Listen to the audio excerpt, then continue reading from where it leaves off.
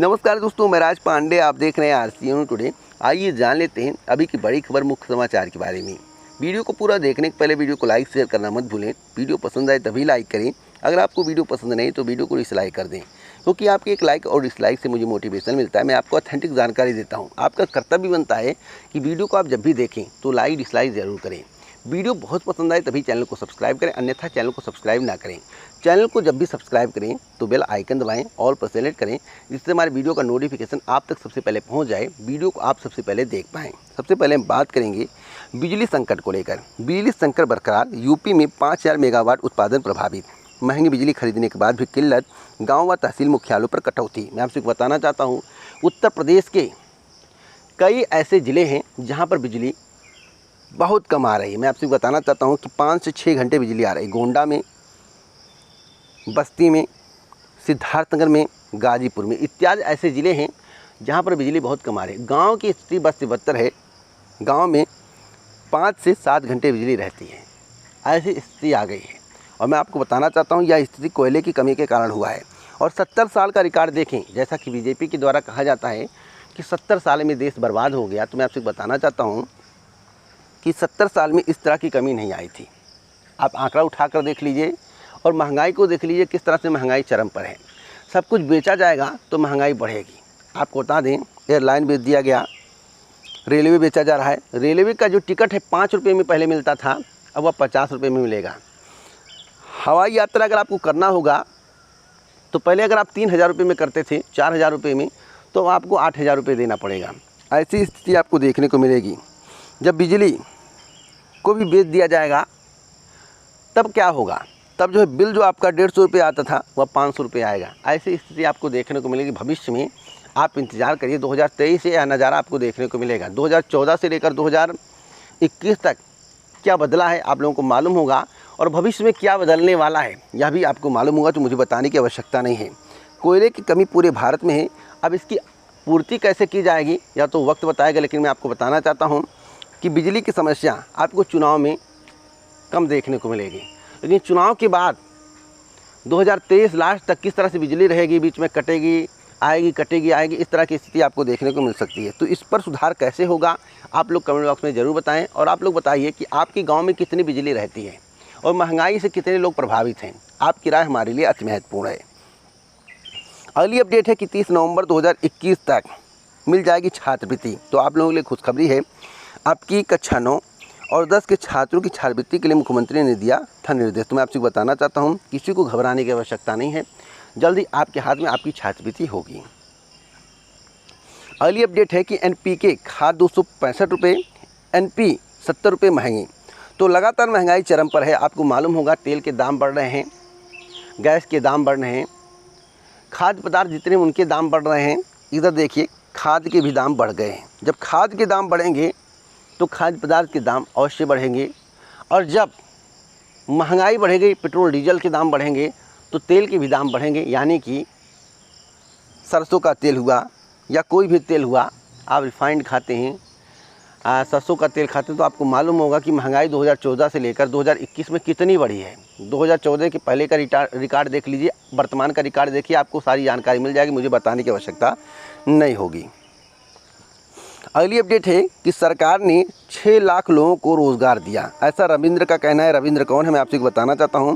प्रदेश के स्टाम्प एवं पंजीयन राज्य मंत्री स्वतंत्र प्रभार रविंद्र जायसवाल ने शनिवार को कहा कि प्रदेश सरकार ने कोविड काल में कल्याणकारी सरकार की अवधारणा को सच साबित करते हुए हर भूखे को भोजन उपलब्ध कराया, रोजगार छिन जाने पर घर लौटे प्रवासी श्रमिकों को काम भी उपलब्ध कराया। तो काम किस में मिला? मनरेगा में। और मनरेगा 90 दिन का काम होता है, 365 दिन का काम नहीं होता है। मैं बार बार आपसे कह रहा हूँ। तो 90 दिन में किसी का भरण पोषण नहीं हो सकता। 365 दिन कैसे खाएगा जिएगा, इसके बारे में सरकार को सोचना चाहिए। 5 किलो जो अनाज दिया जा रहा है, इससे किसी की प्रतिपूर्ति नहीं हो सकती है। 5 किलो अनाज में 3 सदस्य कितने दिन खाएंगे आप लोग बताइए। अगर 5-5 किलो सभी को दे दिया जाए, मतलब एक सदस्य को 5 किलो, तो आप बताइए कि 5 किलो के हिसाब से 3 सदस्य उनको दे दिया जाए, 15 किलो अनाज दिया जाए और 1 महीना खाने के लिए कह दिया जाए, तो क्या 1 महीने खा पाएंगे? आप लोग कमेंट बॉक्स में बताइएगा। तो सरकार के द्वारा इस तरह से आपको आकर्षित किया जा रहा है कि आप उस आकर्षण में फंस रहे हैं। 5 किलो अनाज से किसी का भरण पोषण नहीं हो सकता है। और मैं आपको कहना चाहता हूँ, सबसे ज़्यादा रोज़गार अगर कहीं दिया गया तो मनरेगा में दिया गया है, और मनरेगा 90 दिन का रोज़गार है, 365 दिन का रोज़गार नहीं है। इसके बारे में सरकार को एक बार सोचना चाहिए, आम जनता को सोचना चाहिए कि हमें 365 दिन का रोज़गार चाहिए, ना कि 90 दिन का। अगली अपडेट है कि प्रवेश परीक्षा को 8 दिन बीते, उत्तर कुंजी भी नहीं जारी कर सका एनटीए। मैं आपको बताना चाहता हूँ, बीएचयू की खबर है, अभ्यर्थी परेशान, दाखिले की प्रक्रिया नवंबर से पहले शुरू हो पाने पर असमंजस। तो कब होगा उत्तर कुंजी जारी? तो अक्टूबर के अंतिम सप्ताह में, यानी कि 22 अक्टूबर के बाद आपको उत्तर कुंजी देखने को मिलेगी। एक और महत्वपूर्ण खबर है इलाहाबाद विश्वविद्यालय की, प्रवेश परीक्षा के लिए ऑफलाइन से अधिक ऑनलाइन केंद्र। मैं आपसे बताना चाहता हूँ, ऑनलाइन केंद्र ज़्यादा बनाए गए हैं, ऑफलाइन केंद्र कम बनाए गए हैं। आपको बता दें कि ऑनलाइन प्रवेश परीक्षा के लिए जहां 16 शहरों में 48 केंद्र बनाए गए हैं, वहीं ऑफलाइन परीक्षा के लिए 47 केंद्र में परीक्षा आयोजित की जाएगी। तो ऑनलाइन के लिए 48 केंद्र और ऑफलाइन के लिए 47 केंद्र, पूरी व्यवस्थाएं कर ली गई हैं। परीक्षा जल्द ही कंडक्ट कराई जाएगी, जिसके संबंध में आपको सूचना इलाहाबाद विश्वविद्यालय के द्वारा दी गई है। प्रवेश परीक्षा 18 से 30 अक्टूबर तक आयोजित की जाएगी। अगली अपडेट है कि बिना फॉर्म भरे काउंसलिंग में मौका, फिर भी सीटें खाली। पॉलिटेक्निक की 1 महीने से चल रही काउंसलिंग के बाद महज 34% सीटें भर पाई हैं। कैसा क्यों हो रहा है? तो मैं आपसे बताना चाहता हूँ, बेरोज़गारी के कारण।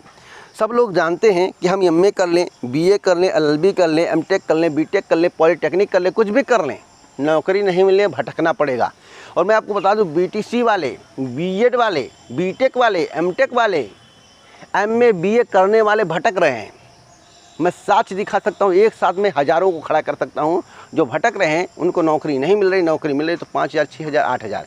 इससे अच्छा कि पानी की टंकी रख लो, उससे भी आपका भरण पोषण हो जाएगा। लेकिन 5-6 हज़ार की नौकरी से अच्छा है, अगर किसी कंपनी में जॉब करने जाते एमटेक के तो 15 से 20 हज़ार मिलता है। क्या उनकी वैल्यू इतनी ही है? तो वर्तमान सरकार से कुछ मांग करोगे तो वह मांगे पूरी नहीं होंगी जब तक आप पटल पर नहीं आते हो। और पटल पर आने के बाद ज़बरदस्ती अपने हक को लेना पड़ता है, और जब तक लेते नहीं हो तब तक सरकार देती नहीं है। तो भैया, उत्तर प्रदेश की स्थिति नहीं, पूरे भारत की ये स्थिति है। जब जब निजीकरण हुआ है, देखिए निजीकरण तब काम आता है जब बेरोज़गारी दर देश में कम हो। जब बेरोज़गारी दर अधिक होगी और मनरेगा में रोज़गार देके उसकी काउंटिंग करवाई जाएगी, तो भारत की स्थिति क्या होगी आप लोगों को मालूम हुआ, मुझे बताने की आवश्यकता नहीं है। इसी के कारण 34% सीटें खाली हैं। आप मेरे बातों का विश्वास करिए, बेरोज़गारी की वजह से, और लोग सोच रहे हैं कि हम बीटेक एमटेक कर लेंगे तभी मुझे जॉब नहीं मिलने वाला है। एक धारणा मन में बैठ गया है, एक डर पैदा हो गया, जिसके कारण लोग पॉलिटेक्निक में एडमिशन नहीं ले रहे हैं।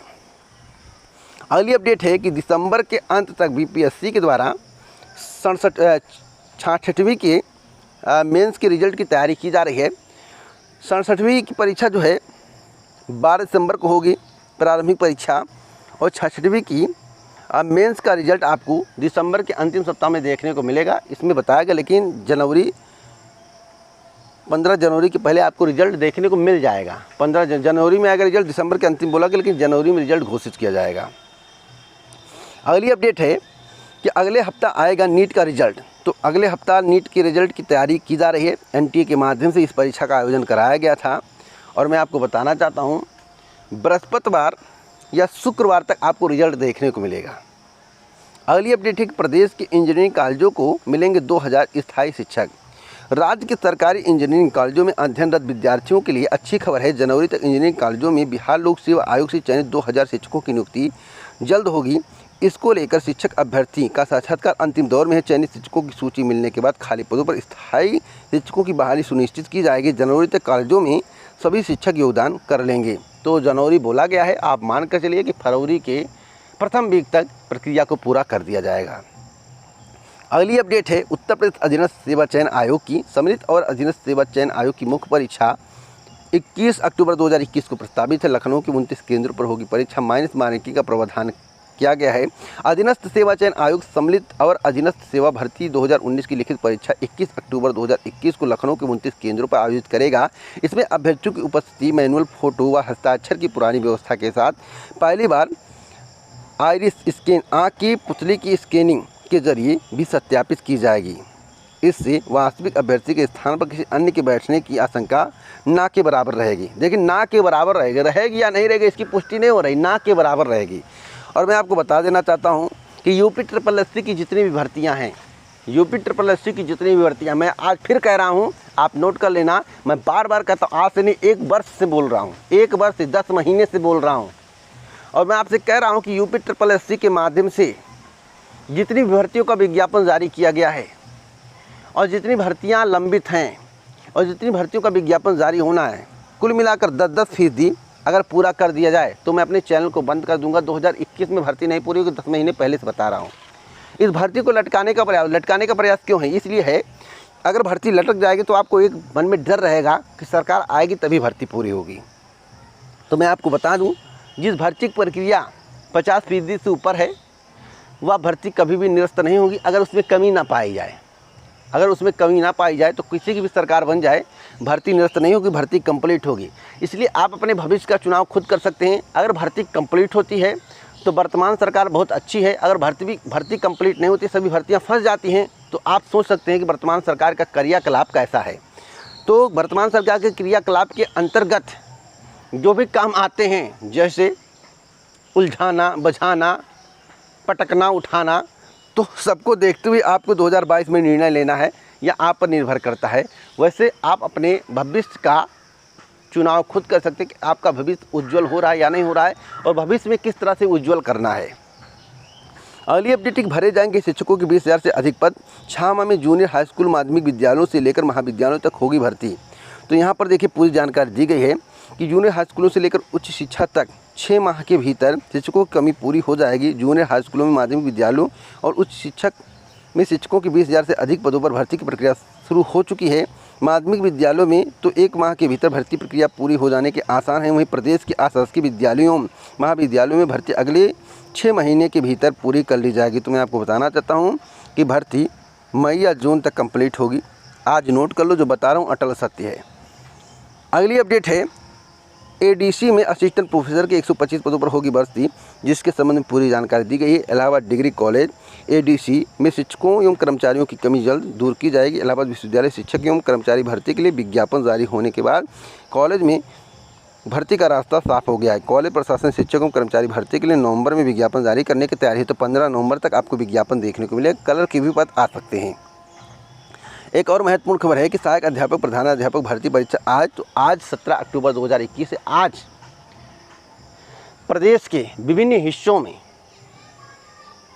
एडेड जूनियर हाई स्कूल शिक्षक भर्ती परीक्षा का आयोजन किया जाएगा। देखिए परीक्षा में पेपर कैसा आएगा, मेरे द्वारा आपको बताया गया था, मॉडरेट आएगा, टफ नहीं आएगा, ना इजी आएगा, मॉडरेट आएगा। और जो स्कोर करने वाले कैंडिडेट होंगे वह 115 से लेकर 125 होंगे। कितना स्कोर आपको करना चाहिए इसके संबंध में एक वीडियो मेरे द्वारा बनाया गया था। उसमें आपको बताया गया था कि आप इतना स्कोर कर लेते हैं तो आपका चयन सुनिश्चित है। देखिए जो मुझे जानकारी रहती है मैं आपको सबसे पहले अवगत करा देता हूं। अब आप वीडियो देखते या नहीं देखते, पूरा सुनते या नहीं सुनते, आपके ऊपर निर्भर करता है। अगली खबर यूपी चुनाव 2022 को लेकर है। प्रदेश में 1 नवंबर 2021 से तबादलों पर लगेगी रोक।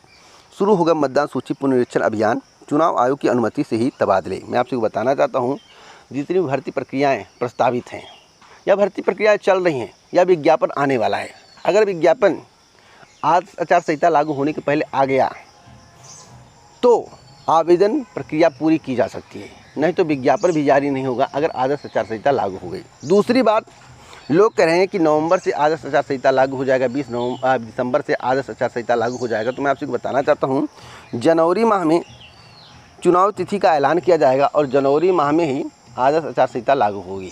जब चुनाव तिथि का ऐलान किया जाता है तभी आदर्श आचार संहिता लागू होगी। और यहाँ पर देखिए लिखा हुआ है कि अगर आपको ट्रांसफ़र करना है, तबादले करने हैं, तो चुनाव आयोग से अनुमति लेनी पड़ेगी। उसी प्रकार से किसी भी भर्ती परीक्षा का आयोजन सरकार को करना होगा तो चुनाव आयोग से अनुमति लेनी पड़ेगी। वैसे सरकार के द्वारा चुनाव आयोग से अनुमति नहीं ली जाती, बहुत कम केस में ली जाती है। साथ साथ मैं आपको बताना चाहता हूँ, प्रारंभिक परीक्षा का आयोजन आदर्श आचार संहिता में नहीं होता, बहुत कम होता है, ना के बराबर होता है। अगर कहीं हुआ हो तो आप कमेंट करके बताइए कि इस परीक्षा का आयोजन आदर्श आचार संहिता में हुआ है, सरकार के द्वारा कराया गया है। जब राज्य का चुनाव होता है और राज्य की परीक्षा होती है तो आप परीक्षा बाधित हो जाती है, लेकिन राज्य का चुनाव हो, केंद्र की परीक्षा हो तो परीक्षा बाधित नहीं होती है। तो आपको सोचना होगा, समझना होगा मैं आपको क्या बता रहा हूँ, मेरी बातों को ध्यान से सुनिए। इसलिए मैं कहता हूँ अगर आपको किसी भर्ती के इंतज़ार में किसी भर्ती के इंतज़ार में अगर आप बैठे हुए हैं तो आपको कड़ी मेहनत करनी पड़ेगी भर्ती का विज्ञापन जारी करवाने के लिए, क्योंकि भर्ती इस सरकार में अपने आप टपकता नहीं, टपकाना पड़ता है। मैं बार बार कह रहा हूँ, तो टपकाने के लिए आपको पटल पर आना पड़ेगा। जो अटल सत्य है वही बता रहा हूँ। अगर आप ऐसा नहीं करते हो तो आपको दिसंबर के बाद सारी जानकारी मिल जाएगी कि मेरे द्वारा आपको ऐसा क्यों कहा जा रहा था। अगली अपडेट है एडीसी में असिस्टेंट प्रोफेसर के 125 पदों पर होगी भर्ती, जिसके संबंध में पूरी जानकारी अभी मेरे द्वारा आपको दी गई है। एक और महत्वपूर्ण खबर मैं आपको देना चाहता हूँ यूपी टेट को लेकर। यूपी टेट का नोटिफिकेशन जारी किया गया, आवेदन प्रक्रिया चल रही। अब तक 4,75,000 रजिस्ट्रेशन हो चुके हैं और 3,90,000 के करीब लोगों ने फॉर्म को सबमिट कर दिया है। तो लगातार आवेदनों की संख्या बढ़ रही है। आगे कोई अपडेट मुझे मिलेगी तो मैं आपको अवश्य दूंगा। फिलहाल यूपी टेट के बाद नई शिक्षक भर्ती का इंतजार है। नई शिक्षक भर्ती तभी आएगी जब आप पटल पर आएंगे। मैं आपसे बार बार कह रहा हूँ, तो पटल पर आइए, नई शिक्षक भर्ती लीजिए। नहीं तो वर्तमान सरकार के द्वारा नई शिक्षक भर्ती का विज्ञापन जारी नहीं किया जाएगा और आप नई शिक्षक भर्ती के इंतजार में बैठे रहेंगे।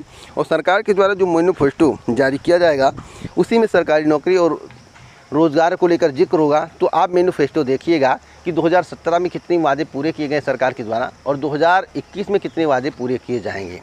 तो आपको सब कुछ पता चल जाएगा, मुझे बताने की आवश्यकता नहीं है। इसी प्रकार की ऑथेंटिक जानकारी के लिए चैनल को सब्सक्राइब करें, बेल आइकन दबाएं और प्रेस करें। वीडियो को लाइक शेयर करना मत भूलिए। जय हिंद, जय भारत, नमस्कार।